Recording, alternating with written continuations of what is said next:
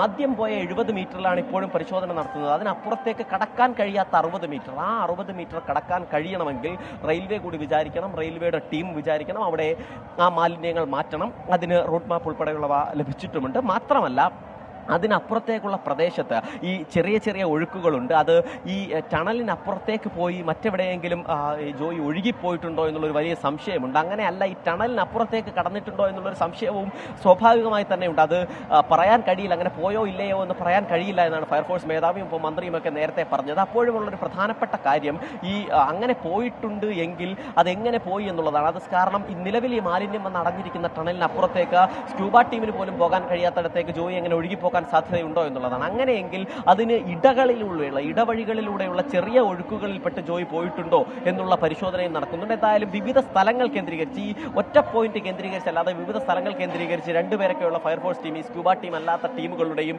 പരിശോധന സമാന്തരമായി തന്നെ നടക്കുന്നുണ്ട്. വളരെ വേഗത്തിൽ തന്നെ ജോയിയെ കണ്ടെത്താനാവുമെന്നൊരു പ്രതീക്ഷ ഇപ്പോഴുമുണ്ട്. ആ പ്രതീക്ഷ അങ്ങനെ നിലനിൽക്കെ തന്നെ ഒരു സാധു മനുഷ്യൻ മണിക്കൂറുകളായി ഈ തോട്ടിലെ ആമയിഴഞ്ചാൻ തോട്ടിലെ മാലിന്യം നീക്കം ചെയ്യാൻ ഇറങ്ങിയ ഒരു സാധു മനുഷ്യൻ, പാവങ്ങളിൽ പാവം, പണത്തിന് വേണ്ടി ഭക്ഷണത്തിന് വേണ്ടി ഇറങ്ങിയ ഒരു മനുഷ്യൻ ആ വെള്ളത്തിൽ പോയിട്ട് വെള്ളത്തിൽ കാണാതായിട്ട് 25 മണിക്കൂറിലധികം തികയുന്നു. അതിന്റെ ഉത്തരവാദിത്തം, അത് മന്ത്രിയൊക്കെ ഇപ്പോൾ പറഞ്ഞത് അതിന്റെ ഉത്തരവാദികളെയൊക്കെ കുറിച്ച്, റെയിൽവേയുടെ ഭാഗത്തുള്ള നിസ്സഹകരണത്തെക്കുറിച്ചൊക്കെ നമ്മൾ പിന്നെ ചർച്ച ചെയ്യാം എന്നൊക്കെയാണ്. പക്ഷെ അപ്പോഴും അത് ചർച്ച ചെയ്യാതെ പോകാൻ കഴിയില്ല, അത് സംസാരിക്കാതെ പോകാൻ കഴിയില്ല. കാരണം അടിമുടി പിഴവ് അത് തിരുവനന്തപുരത്ത് ഈ മാലിന്യം നിക്ഷേപിച്ച, ആ ആമയിഴഞ്ചാൻ തോട്ടിൽ മാലിന്യം നിക്ഷേപിച്ച ഓരോ മനുഷ്യർക്കുമുണ്ട്. അത് കൃത്യമായി വൃത്തിയാക്കാത്ത കോർപ്പറേഷനും റെയിൽവേക്കും ഒക്കെ ഉണ്ട്. പക്ഷേ അതിനെക്കുറിച്ചുള്ള ചർച്ചകളൊക്കെ വരാം. എന്തായാലും നിലവിൽ ഈ പരിശോധന അതിന്റെ എല്ലാ ഭാഗത്തു നിന്നും നടക്കുകയാണ്. പിഴവുകൾ എല്ലാ വിഭാഗങ്ങൾക്കും ഉണ്ടായിട്ടുള്ളത്, ഓരോ സാധാരണക്കാർക്ക് ഉൾപ്പെടെയുള്ള എല്ലാ മനുഷ്യർക്കും ഉണ്ടായിട്ടുണ്ട്. പക്ഷേ ആ പിഴവുകൾക്കൊക്കെ പ്രായശ്ചിത്തം എന്നോണം നഗരസഭ പൂർണ്ണ സമയം ഇവിടെയുണ്ട്. റെയിൽവേ ടീം ഇപ്പോൾ ഈ തിരച്ചിലിനൊപ്പം സഹകരിക്കുന്നുണ്ട്.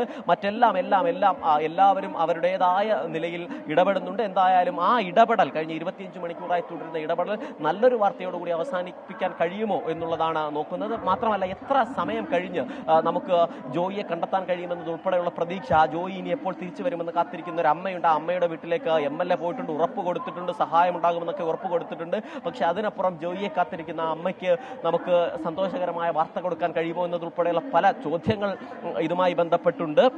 നിലവിൽ കൊല്ലം, പത്തനംതിട്ട, തിരുവനന്തപുരം ജില്ലകളിലെ ഫയർഫോഴ്സ് ടീമാണ് ഈ രക്ഷാപ്രവർത്തനം നടത്തുന്നത്. ആ ടീമിന്റെ രക്ഷാപ്രവർത്തനം ആ നിലയിൽ തന്നെ, ആ മട്ടിൽ തന്നെ തുടരുകയുമാണ്. വളരെ വേഗത്തിൽ അതിൽ ഒരു റിസൾട്ട് ഉണ്ടാക്കാൻ കഴിയും എന്നുള്ള പ്രതീക്ഷയും സ്വാഭാവികമായും ഫയർഫോഴ്സിന്റെ ഭാഗത്തുനിന്ന് ഉണ്ടാകുന്നുണ്ട്. പക്ഷെ അപ്പോഴും ഈ തുടങ്ങിയിടത്തു തന്നെ നിൽക്കുന്നു എന്നുള്ളൊരു വലിയ പ്രശ്നം ഇതുമായി ബന്ധപ്പെട്ടുണ്ട്. കാരണം ഇന്നലെ ഈ സ്ഥലത്ത് ഇറങ്ങുമ്പോൾ കഴുത്തൊപ്പമായിരുന്നു വെള്ളം. ആ മാലിന്യത്തിനിടയിൽ കഴുത്തൊപ്പം നിന്ന വെള്ളത്തിൽ നിന്നുകൊണ്ടായിരുന്നു അവർക്ക് ഈ പരിശോധന നടത്തേണ്ടി വന്നത്.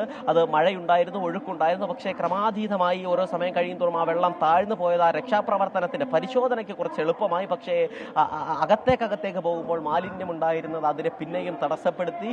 ഇന്നിപ്പോൾ രാവിലെ ഇന്നലെ രാത്രിയിൽ ഉണ്ടായതിനേക്കാൾ കുറച്ച് വെള്ളം വീണ്ടും ഉയർന്നിട്ടുണ്ട്. പക്ഷേ അതൊരു വലിയ റിസ്ക് എന്ന നിലയിലേക്ക് ഉയരാത്തത് ഇപ്പോഴും ആശ്വാസമായി നിൽക്കുന്നുണ്ട്. റോബോട്ടിക് സംവിധാനങ്ങളൊക്കെ എത്തിയിട്ടുണ്ട്. റോബോട്ടിക് സംവിധാനങ്ങൾ ക്യാമറ ഉൾപ്പെടെ ഉപയോഗിച്ച് ഇന്നലെ രാത്രി പരിശോധന നടത്തിയതാണ്. പക്ഷേ അവർക്ക് ഈ ഫയർഫോഴ്സിന്റെ സ്ക്യൂബ ടീം പോകുന്നതിന് അത്രയും വരെയൊന്നും പോകാൻ കഴിയുന്നില്ല. അതൊരു യന്ത്രമാണ് എന്നുള്ള പ്രശ്നമുണ്ട്. അപ്പോഴും ആ യന്ത്രത്തിന്റെ കൂടി സഹായം ഇവിടെ തേടുന്നുണ്ട് എന്നുള്ളതാണ്. അതായത് സാധ്യമായതെല്ലാം തേടുന്നുണ്ട്.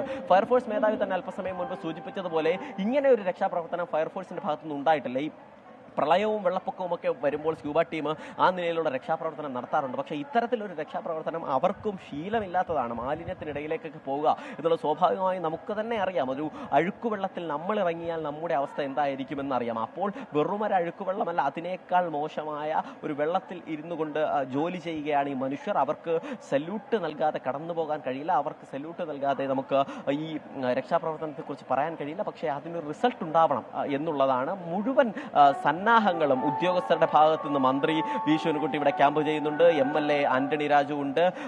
മേയർ ഇന്നലെ ഈ സംഭവം നടന്നത് നമ്മൾ കോർപ്പറേഷനിൽ പിഴവ് പറ്റി എന്തൊക്കെ പറയുമ്പോഴും മേയർ ഇന്നലെ ഈ സംഭവം നടന്ന ആ സമയം മുതൽ ഇവിടെ ഉണ്ടായിരുന്നു. ഇപ്പോഴും ഇവിടെയുണ്ട്, ഉറങ്ങാതെ ഇവിടെ തന്നെ ഇന്നലെ രാത്രി വരെ തുടർന്നാണ്. രാവിലെ മുതൽ തന്നെ വിവരങ്ങൾ നൽകുന്നത്. അല്പം മുൻപാണ് ഫയർഫോഴ്സ് മേധാവി കെ പത്മകുമാർ പ്രതികരിച്ചത്. വലിയ വെല്ലുവിളികൾ നിറഞ്ഞ ദൗത്യത്തിലാണ് ഏർപ്പെട്ടിരിക്കുന്നത് എന്നാണ് പത്മകുമാർ പറഞ്ഞത്. 25-അംഗ സ്കൂബ ടീമിനെയാണ് വിന്യസിച്ചിരിക്കുന്നത്. ഒരു ടീമിൽ 3 പേർ എന്ന നിലയിൽ 24 മണിക്കൂറും ദൗത്യത്തിലേക്ക് ഇറങ്ങുക എന്ന തീരുമാനത്തിലാണ് ഇപ്പോൾ ഉള്ളത്. ഫയർഫോഴ്സ് അതുപോലെ തന്നെ റെയിൽവേയുടെ ഭാഗത്ത് നിന്ന് സഹകരണം ലഭിച്ചിട്ടുണ്ട് എന്നും പത്മകുമാർ അറിയിച്ചു. ഇപ്പോൾ ഹരികൃഷ്ണനും ചേരുന്നുണ്ട് വിവരങ്ങളുമായി. ഹരികൃഷ്ണൻ, ഈ പരിശോധന കൂടുതൽ മേഖലയിലേക്ക് വ്യാപിപ്പിക്കുന്നു, കൂടുതൽ ഭാഗത്തേക്ക് തെരച്ചിൽ നടത്താൻ തീരുമാനമെന്ന് അറിയുന്നു. എന്തൊക്കെയാണ് വിവരങ്ങൾ?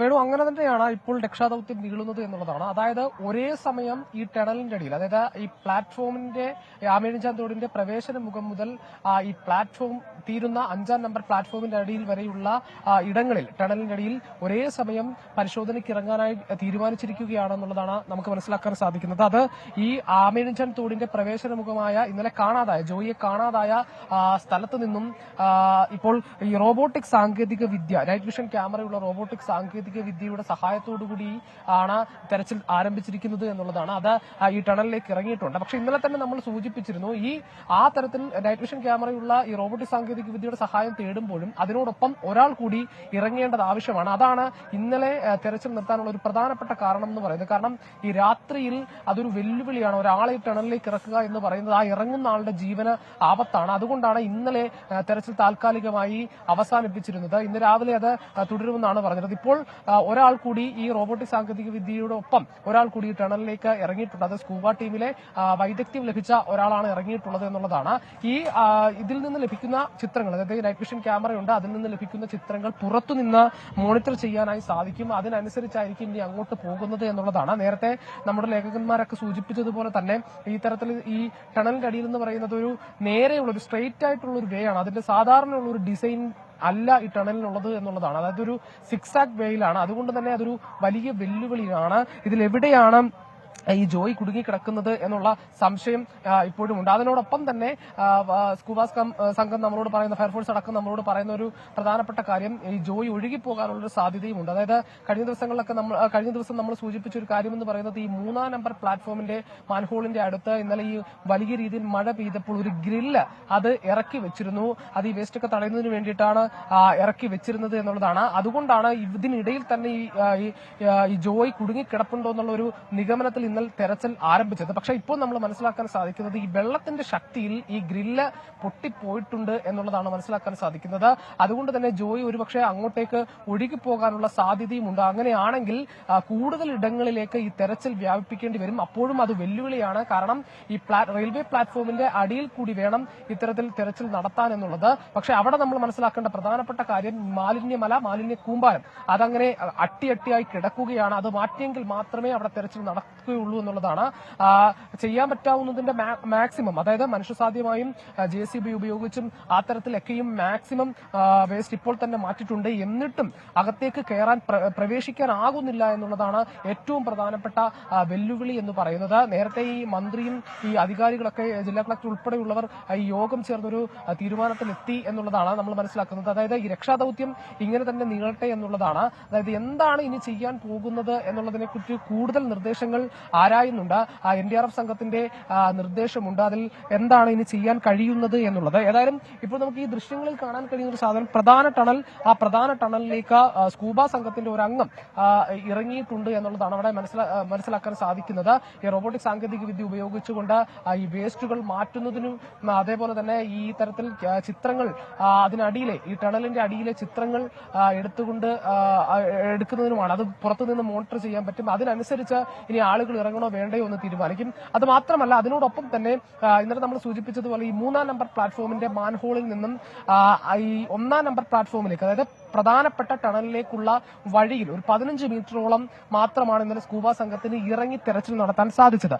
അവിടെ ഇതേപോലെ തന്നെ മാലിന്യ കൂമ്പാരമായതുകൊണ്ടും അതേപോലെ തന്നെ ഈ ട്രെയിനുകൾ വന്നു പോകുന്നത് കൊണ്ടും ഈ ടണൽ താഴോട്ട് ഇരിക്കുന്നു. അപ്പോൾ ഈ നേരെ നിൽക്കാൻ അല്ലെങ്കിൽ മുട്ടുകുത്തി നിൽക്കാൻ പോലും സ്കൂബ ടീമിനാകുന്നില്ല എന്നുള്ള ഒരു പ്രതിസന്ധി ഉണ്ടായിരുന്നു. എങ്കിലും അവർ അത് വെല്ലുവിളിയായി എടുത്തു എന്നുള്ളതാണ്. ആ പ്രതിസന്ധി അതിജീവിക്കാനുള്ള കാര്യങ്ങൾ തീരുമാനിച്ചിരുന്നു എന്നുള്ളതാണ്. ഇപ്പോൾ നിലവിൽ തീരുമാനിച്ചിരിക്കുന്നത് ഈ 3-ാം നമ്പർ പ്ലാറ്റ്ഫോമിൽ നിന്ന് നേരെ ഓപ്പോസിറ്റ്, അതായത് ഇന്നലെ തെരച്ചിൽ നടത്തിയതിന്റെ നേരെ എതിർവശത്തേക്ക് 5-ാം നമ്പർ പ്ലാറ്റ്ഫോമിലേക്ക് തെരച്ചിൽ നടത്താനാണ് ഇപ്പോൾ ഒരു തീരുമാനം. അവിടെ ശരി, ഹരികൃഷ്ണാണ് വിവരങ്ങൾ നൽകുന്നത്. 25-ാം മണിക്കൂറിലേക്ക് ദൗത്യം കടക്കുകയാണ്. ഇപ്പോൾ അറിയാൻ കഴിയുന്ന പുതിയ വിവരം, പ്രധാന ടണലിലേക്ക് സ്കൂബ സംഘത്തിലെ ഒരു അംഗം ഇറങ്ങിയിട്ടുണ്ട് എന്നാണ്. കൂടുതൽ വിവരങ്ങളിലേക്ക് വരാം.